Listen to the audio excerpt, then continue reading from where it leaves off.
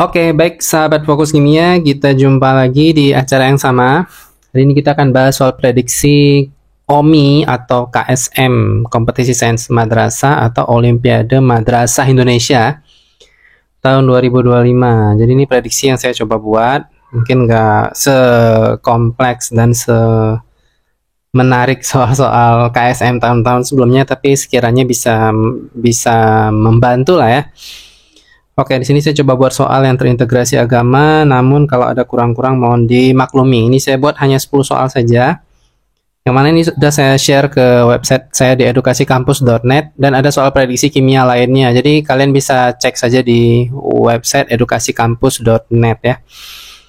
Oke, baik, kita mulai saja dari soal nomor 1 ya. Allah menciptakan segala sesuatu dengan seimbang sebagaimana firman Allah dalam surah Al-Mulk surat 67 ya. Ini seperti surah 67 ayat 3. Nah, di sini ayatnya bla bla bla allazi khalaqa sab'a samawati tibaqa. Ya, bisa dibaca saja.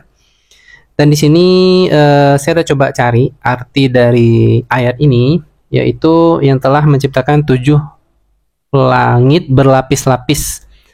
Kamu sesekali tidak melihat pada ciptaan Tuhan yang Maha Pemurah sesuatu yang tidak seimbang, maka lihatlah berulang-ulang, adakah kamu lihat sesuatu yang tidak seimbang ya. Jadi 7 langit berlapis-lapis gitu ya.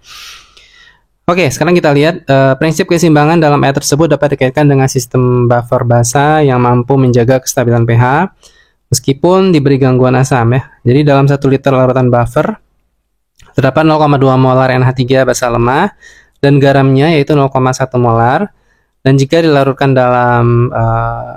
jika ke dalam larutan itu ditambah 0,01 mol HCl ya, pekat, maka di sini nggak dibilang volume berapa, artinya 0,01 ya. Maka dengan KB sekian, kira-kira mana pernyataan yang benar gitu ya. Jadi kan di sini sistem buffernya adalah NH3 ya, dengan ini saya kecilin dulu ininya. Ya, di sini kan sistem buffernya itu adalah si NH3 dengan si NH4+ ya. Wah, ini masih tebal ya. Oh, ini dia berarti walaupun ini tebal ya tintanya. Oke, baik. Nah, jadi sistem buffer itu NH3 ya dengan NH4+ di sini. Nah, jadi ini kan NH4+ ya. Berarti ini sistem buffer basa ya. Jadi basa lemah dengan konjugatnya gitu. Nah, jadi sini kan sistem buffernya diganggu dengan ditambah asam kuat ya, atau asam gitu. Nah, jadi asam itu pasti akan dinetralkan oleh basa dari sistem buffernya. Jadi kan di sini untuk NH3 itu sebagai basa, sedangkan NH4+ itu sebagai asam konju ya, sebagai asam konju. Nah, jadi berarti di sini HCl akan menetralkan basa gitu. Di sini kan kalau kita lihat valensinya itu 1 ya, NH3 kan NH4+, Cl- ya Cl-. Berarti kita tidak perlu membuat reaksi, kita cukup buat seperti ini saja. Jadi kan rumus mencari pH untuk buffer asam itu kan OH- Kb. Di sini kan mol basanya ya, mol basa dibagi dengan mol asam konju kan gitu ya, asam konjugasi. Nah, jadi di sini untuk basanya itu adalah NH3, itu kan karena 1 liter volume larutan buffernya, berarti kan untuk molnya kan 0,2 ya. Nah, jadi dia akan dikurangi oleh HCl. Jadi HCl ini mengurangi si NH3 ini gitu, karena kan diserang ya. Nah, berarti di sini Kb-nya adalah 1,8 kali 10⁻⁵. Nah, untuk si basanya itu adalah 0,2 dikurang 0,01 ya. Karena di sini kan mol HCl 0,01. Nah, jadi kalau misalkan basanya dikurangi, maka temannya konjugat itu akan bertambah. Karena kan dalam reaksinya NH3 itu kan kalau ditambah dengan HCl itu kan akan menghasilkan NH4Cl gitu ya. Nah, jadi di dalam NH4Cl ini sendiri itu ada NH4+ dan Cl- gitu. Nah, jadi bagian NH4+ ini menambah konjugat di garamnya pada buffer awal tadi gitu. Nah, sehingga di sini untuk asam konjugasinya adalah 0,1 mol. 0,1 mol ditambah 0,01 ya. Berarti jadinya di sini saya tulis ulang lah, 1,8 kali 10⁻⁵, berarti di atasnya itu 0,19 ya, di bawahnya 0,11. Nah, setelah saya cari Itu dapatnya sekitar 3,1 ya. 3,1 dikali 10 min 5. Nah gitu ya. Nah, jadi sehingga untuk POH-nya sendiri adalah 5 kurang log 3,1. Dan POH-nya ini nilainya itu 4,5. Jadi sehingga pH-nya itu seharusnya adalah 9,5. Nah, jadi pernyataan nomor 1 itu salah ya. Nah, ini salah, seharusnya bukan 9 tapi 9,5. Nah, satu salah berarti ini juga udah pasti salah gitu ya. Nah, terus di sini nah ini untuk tata bahasa Arabnya saya kan sebenarnya agak kurang ya bagian integrasinya. Jadi kalau salah-salah mohon dimaklumi ya. Nah, sekarang kita lihat di sini maksudnya bukan salah-salah tapi kurang-kurang itu mohon dimaklumi gitu. Oke, nomor 5, reaksi penambahan hasil menyebabkan sebagian NH3 berubah jadi NH4+. Benar ya? Dari NH3 menjadi NH4+, sehingga perbandingan NH4+ dan NH3 berubah menjadi 0,11 per 0,19. Ini benar juga. Di sini kan 0,19 per 0,11 itu adalah basa terhadap konjugatnya ya. Di sini kan konjugatnya terhadap basa, berarti kan ini dibalik saja gitu. Maka ini benar ya. Nah, sekarang kita kalau benar 5 berarti ini benar gitu ya. Nah, sekarang kita lihat di bagian integrasinya. Nah, saya mungkin yang mudah di bagian sini nih. Pada lafaz Ar-Rahmani. Nah, di sini kan lamnya dibaca jelas karena termasuk lam qamariyah. Sehingga saya qamariyah itu huruf lamnya mati gitu ya. Dibaca mati. Ini kan lamnya nggak terbaca dan tasydid terhadap huruf di depannya. Jadi seharusnya bukan lam qamariyah ini ya. Seharusnya syamsiyah gitu. Syamsiyah. Nah, jadi nomor 3 itu pasti salah. Jadi ini dia pasti salah. Maka jawabannya antara B dan C gitu ya. Nah, sekarang kita lihat yang nomor 2. Nah, ini saya juga cari-cari referensi ya untuk bisa menjawab ini. Karena takutnya tersesat nanti ya. Ya, coba kita lihat yang nomor 2. Kata sab'a itu beri'rab sebagai maf'ul bih pertama dari fi'il khalaqa sehingga hukumnya mansub. Nah, ini saya cari referensi benar gitu. Nanti tolong yang ahli di tata bahasa Arab ya. Nanti ini nahu ya. Nahu atau saraf ya gitu ya. Nanti tolong dibantu di kolom komentar kalau mau dijelasin gitu ya. 2 benar. 2 sama 5 benar. Nah, jadi 4 sudah pasti benar juga ya. Kata Tiba kok ini bermakna menutupi atau berlapis. Nah, itu artinya benar ya. Oke, berarti nomor 2, 4, 5 itu benar, maka jawabannya adalah B ya. Oke, kita lanjut lagi. Ntar tintanya yang warna merah ya. Nah, Allah memberikan petunjuk pada ciptaannya terdapat sarana penyembuh sebagaimana firman-Nya dalam An-Nahl 16 ayat 69 ya. Nah, di sini kalau kita lihat ayatnya itu saya udah cari artinya. Bentar, saya lihat dulu di mana yang punya saya cari ya. Sebentar ya. Nah, ini dia.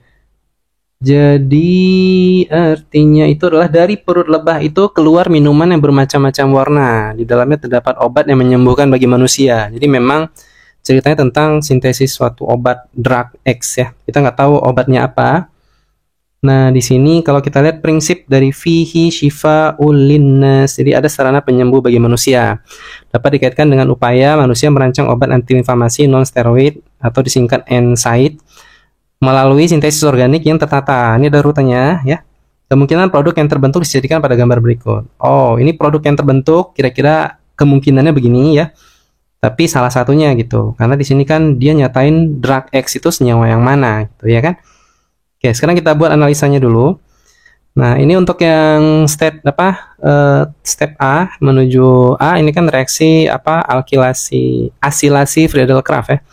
Karena di sini kan ada katalis HCl3 dan untuk asil halida ini sendiri itu ketika akan masuk ke benzena, kalau kita lihat di sini kan substituen di benzenanya alkil. Nah, berarti pengarah ortopara ya. Jadi bisa ke orto atau menuju ke para. Cuman kalau kita lihat stabilitas, kalau kita menempatkan ini ke orto kurang stabil dibandingkan ke posisi para.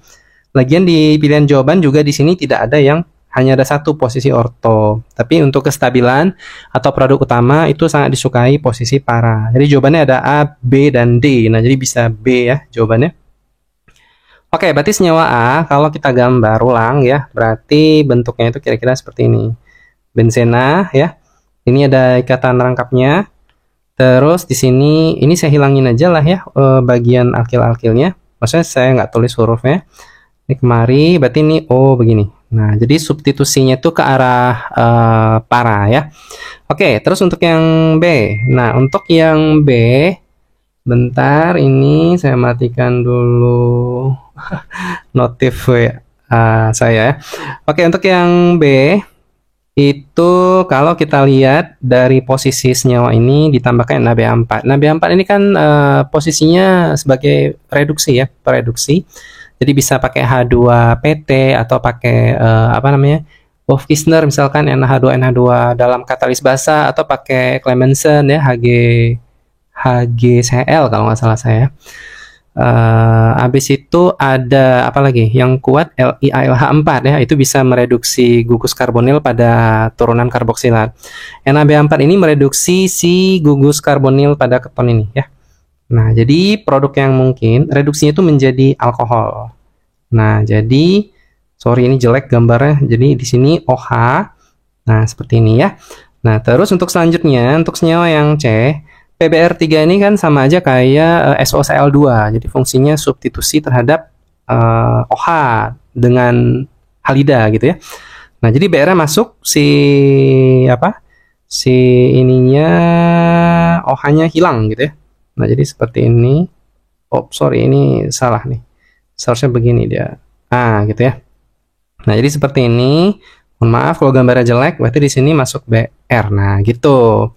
Terus tahap yang ke D adalah di mana alkil halida itu direaksikan dengan NaCN, ini substitusi nukleofili SN2 ya, langsung tuker-tuker aja.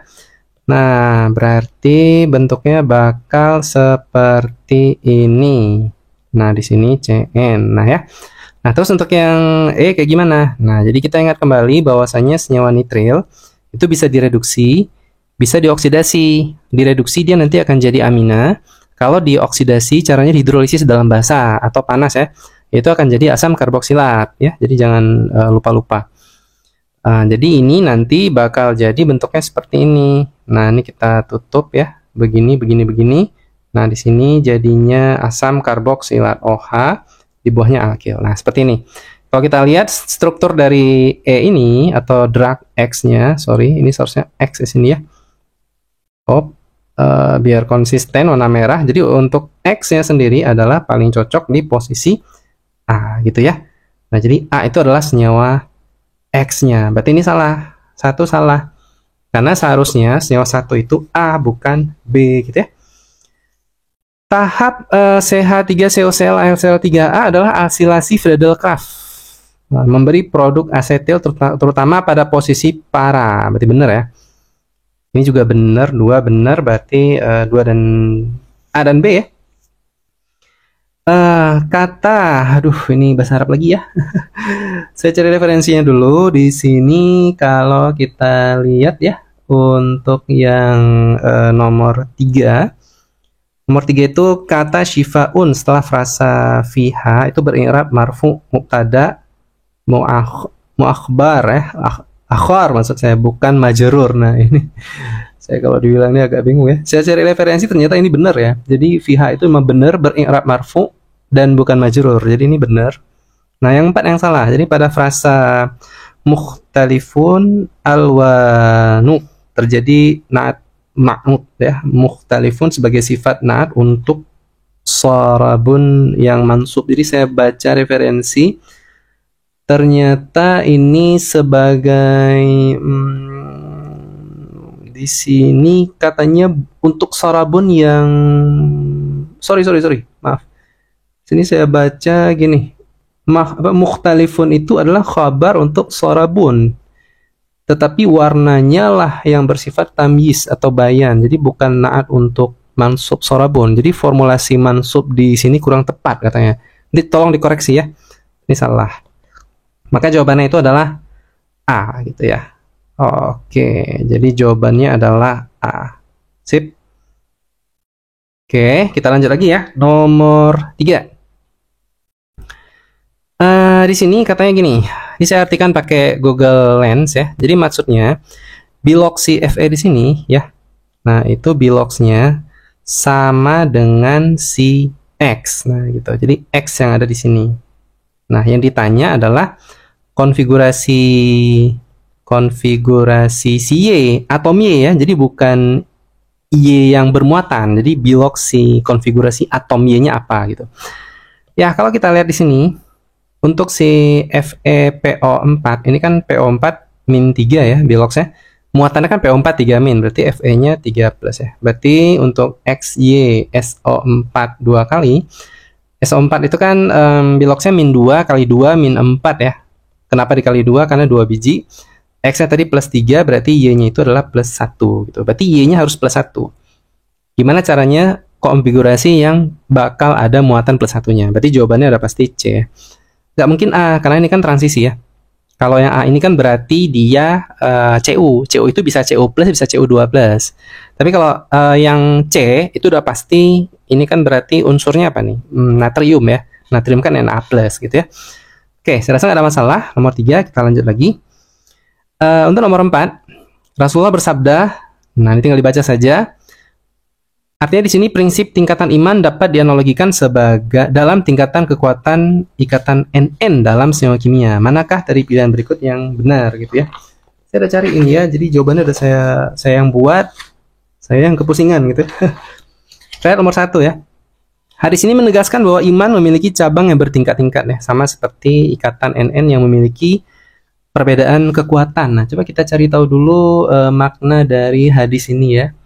Saya coba cari. Jadi gini, arti dari hadis ini, iman itu ada lebih dari 70 cabang. Yang paling utama adalah ucapan la ilaha illallah, dan yang paling rendah adalah menyingkirkan gangguan dari jalan, dan rasa malu adalah salah satu cabang dari iman. Nah, gitu katanya ya. Oke, nanti dikoreksi kalau saya salah ya. Nomor 1, hadis ini menegaskan bahwa iman memiliki cabang yang bertingkat-tingkat sama seperti ikatan NN memiliki perbedaan kekuatan. Jadi kan maksudnya kekuatan NN ini kan kalau dia tunggal, terus rangkap 2 dengan rangkap 3, itu kan kalau apa namanya? Kalau panjang. Nah, kalau urusan panjang itu kan makin ke atas makin panjang ya kan? Kalau kuat, nah kalau kuat itu kan makin ke bawah makin kuat gitu. Jadi ada tolak belakang antara panjang dan kekuatan ikatan. Nomor 1 benar ya. Semua cabang iman memiliki kedudukan yang sama. Ya, nggak mungkin sama ya. Tadi kan hadisnya berkata ada yang tinggi dan yang rendah gitu. Jadi nomor 2 pasti salah. Salah. 1 benar, maka jawabannya pasti A ya. Coba kita lihat. N2 memiliki orde ikatan 3 sehingga panjang ikatannya paling pendek. Ini benar ya. Karena kan dia 3 garis gini. NH2 memiliki ikatan NN rangkap 2. Salah. Rangkap tunggal ya, bukan rangkap 2 gitu. Tafsir hadis menegaskan adanya variasi derajat iman, sebagaimana kimia menjelaskan variasi panjang ikatan. Berarti ini kan tunggal. Kalau N3 ini apa nih, azida ya. Berarti kan bentuknya begini ya. NN rangkap 2, kalau nitrogen itu rangkap 3. Jadi jawabannya itu 1, 3, 5. Oke, kita lanjut ya. Histidin adalah asam amino. Nah, katanya di sini, berapakah aproksimat sudut ikatan dari 1, 2, dan 3? Saya biasanya di sini pakai hibridisasi bisa, atau pakai teori PSPR aja. Nah, di sini coba lihat. Ini kan nggak ada elektron bebas. Nah, berarti di sini untuk yang posisi 1, berarti kan geometrinya kan AX3. X3 itu kan sudutnya 120 derajat ya. Nah, nomor 2 kalau kita lihat di sini masih ada elektron bebas kan ya. Karena nitrogen kan 5 elektron valensi. Nah, berarti di sini geometrinya adalah AX3, waduh, terhapus deh. AX3E gitu ya. Berarti AX3E itu kan bentuk dari kayak amonia. Tapi kan memang betul ya amonia nih. Cuman dia jadi amina karena terikat pada karbon gitu ya. Jadi sudutnya pasti area 107. Karena kan kalau tetrahedral itu kan 109,5 kalau nggak salah saya. Kalau H2O itu 104 ya. Nah, berarti ini sekitar ya. Saya tulis gini aja, sekitar 107 ya, 107. Nah, terus yang ketiga adalah di posisi bawah ini tetrahedral ya. Tetrahedral kan cukup jelas ya, AX4 itu geometrinya adalah 109,5. Berarti jawabannya B ya. Oke. Saya rasa nggak ada masalah untuk di sini ya. Nah, kecuali kalau yang di sini. Nah, yang bagian ini. Ini sudutnya berapa? Ini kan ada dua pasang elektron bebas, berarti kan AX2E2. Nah, berarti sudutnya itu sekitar 104 ya, mungkin ada komanya gitu ya, karena ini kan bentuknya seperti H2O gitu ya, bentuk V. Oke, saya rasa nggak ada masalah, kita lanjut saja ya. Sekarang kita lanjut ke nomor 6, ini udah hitung-hitung ya, stoikiometri. Nah, di sini katanya suatu senyawa mengandung unsur kalsium, jadi ada Ca ya, ada karbon, ada nitrogen, ada belerang ya. Jadi massa molekul relatif senyawa tersebut adalah 156. Untuk mengetahui kadar masing-masing unsur dalam senyawa tersebut dilakukan percobaan sebagai berikut. Kita lihat untuk perlakuan 1. Perlakuan 1 itu artinya sebanyak 0,375 gram sampel dilarutkan dalam air direaksikan dengan larutan natrium karbonat berlebih, produk yang dihasilkan berupa endapan putih kalsium karbonat, berarti CaCO3. Kita bisa cari massa Ca-nya ya. Berarti gimana rumusnya? ArCa kali jumlah Ca kita kali dengan massa senyawanya ya. Senyawa kita bagi dengan Mr ya kan, kayak gitu ya caranya. Nah, berarti di sini berapa nih untuk ArCa 40 kali jumlah Ca-nya cuma 1. Massa senyawanya berapa tuh? 0, aduh kenapa ya dia ini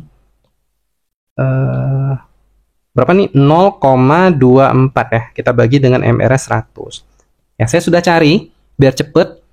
Dapatnya itu 0,096.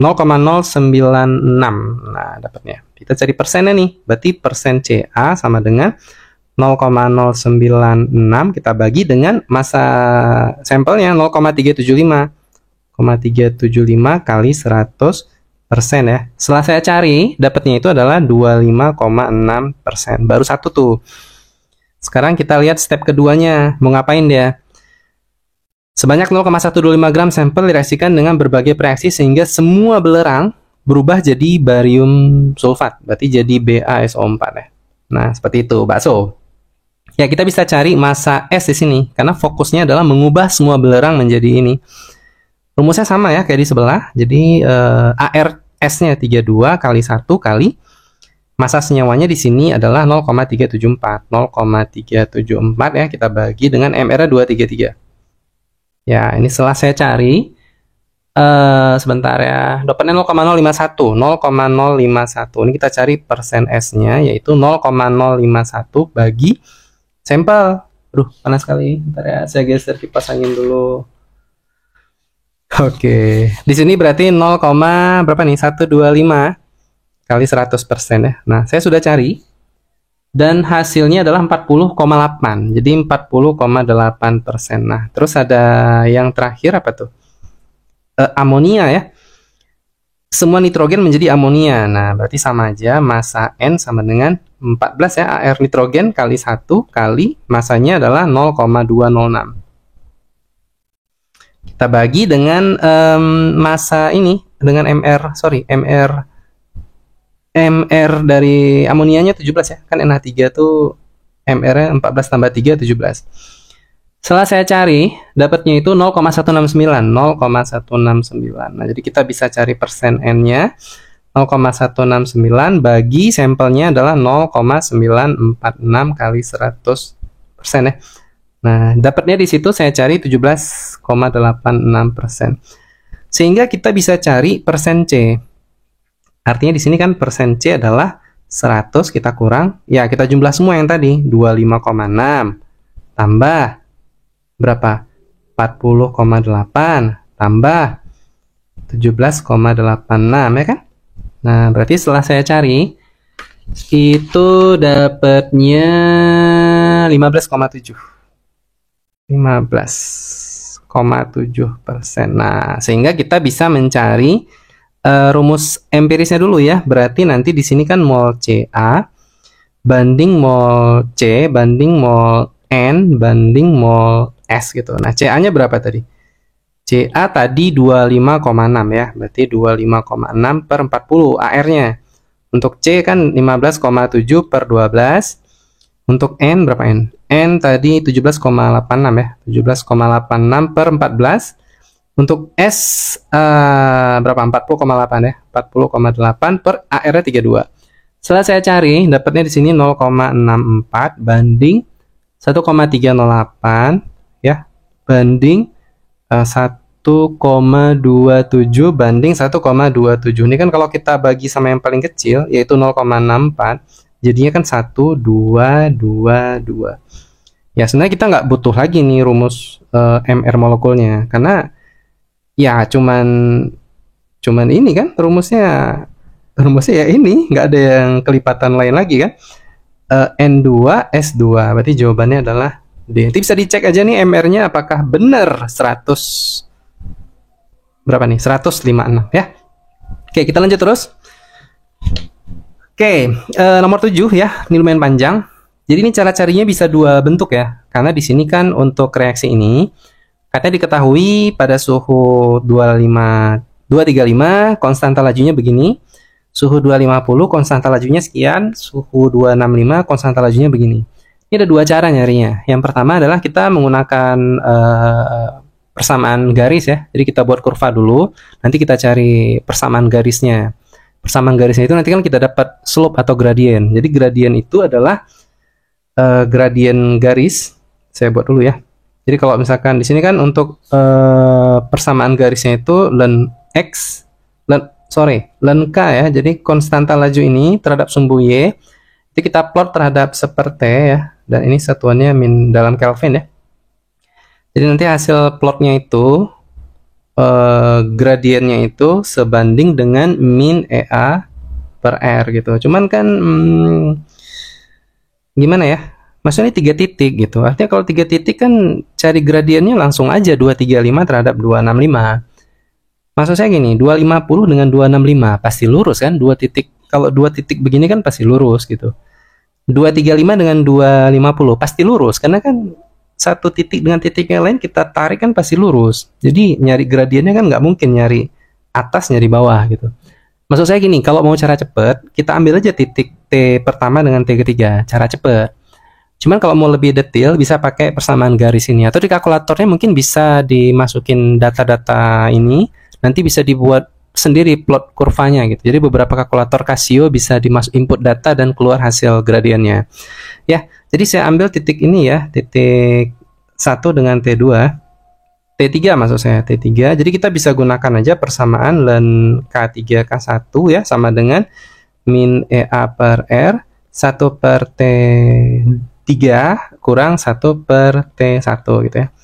Nah, K3 nya berarti yang bawah ya, berarti len saya masukin 1,44 kali 10 min banyak kali, min 4 per 2,95 kali 10 min 5 sama dengan min EA yang dicari, R-nya dalam kilojoule ya, berarti 8,314 kali 10 min 3. Aduh, salah begini. Min 3. Nah, untuk T3-nya itu adalah 265, berarti T3-nya itu diubah ke Kelvin tambah 273, 538 ya. 538 dikurang T1-nya berarti tambah 273 jadinya 508. Ya, saya sudah cari EA-nya, nanti kalian bisa coba cari saja supaya tidak kelamaan YouTube kita ya. Setelah saya cari dapatnya sekitar 120. Oke, kita lanjut ya. Pioniflorin adalah ya ditanya berapa jumlah atom C chiral. Jumlah atom C chiral ya, bukan isomernya gitu. Ya udah, tinggal kita cari saja. Berarti C chiral itu saya punya strategi sebenarnya mencari C chiral ya. Ya, pertama bisa kalian cari yang bentuknya begini, bisa cari yang bentuknya begini ya. Cara cepat, tapi nggak semuanya selalu benar, harus dicek juga gitu ya. Jadi jangan cari yang bentuknya begini gitu ya, maksudnya yang ada rangkap duanya. Nah, jadi kemungkinan di carcepnya gitu aja. Ini kan kemungkinan gitu ya, biar mudah. Oke, berarti kalau kita tebak di sini kan pasti bukan ya. Nah, kemungkinan besarnya di sini nih. Duh, saya kasih tinta warna hijau ya. Sini satu. Sini satu kan ya, sini satu, ini juga, terus di pojokan tengah ini, di sini kan, di sini, sama di sini, sama di sini, ya kan? Ya rata-rata semuanya udah bener lah ya, 1, 2, 3, 4, 5, 6, 7, 8, 9, 10, 11 jawabannya C. Nah, kalau misalkan contoh nih, saya buatnya begini. Nah gitu, berarti kan kemungkinan besarnya itu, sebentar, saya buat gini. Gini. Kemungkinannya itu kan adalah ini sama ini kan ya. Cuman yang ini pasti salah. Kenapa bukan?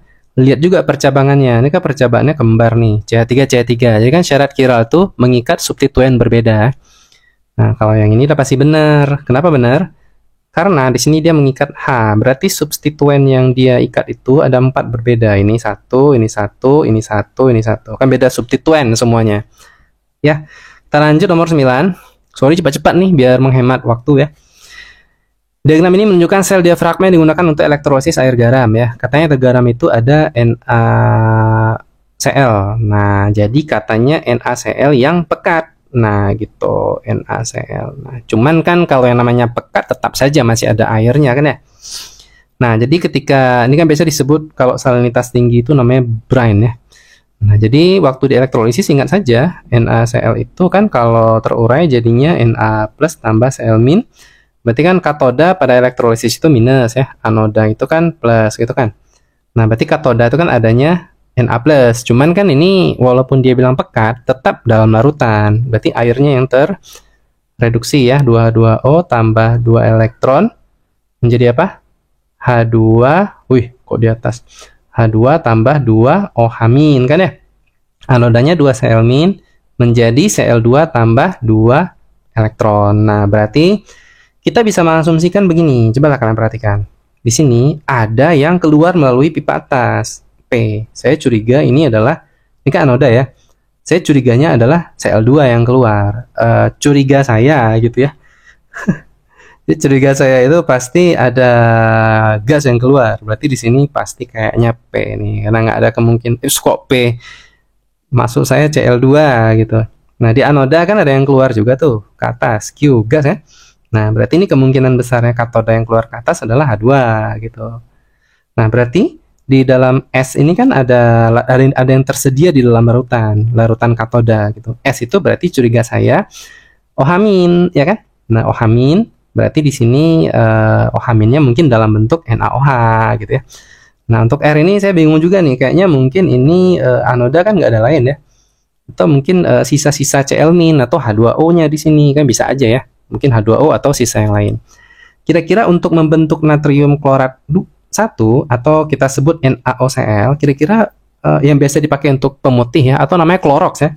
Kita pakai yang mana? 2 zat yang mana gitu. Nah, jadi yang paling logis itu adalah NaOH dan Cl- ya. Karena seingat saya NaOH dengan Cl2 itu akan membentuk reaksi autoredox. Jadi bisa jadi Cl- tambah ClO- gitu ya. Jadi jawabannya itu P dan S. Maka B jawabannya. Oke, kita lanjut lagi. Aduh, ini mekanisme reaksi ya. Nah, jadi mekanisme reaksi dan ini oke, kita lihat dulu deh. Ini kan reaksi hidrolisis dari ester ya, dengan menggunakan suasana basah gitu ya. Jadi ingat kembali untuk prinsip dari hidrolisis ester itu kan sebenarnya di sini terjadi adisi nukleofili ya. Biasanya kalau di proses kalau kita lihat di proses esterifikasi itu kita melakukan reduksi nukleofili, maaf.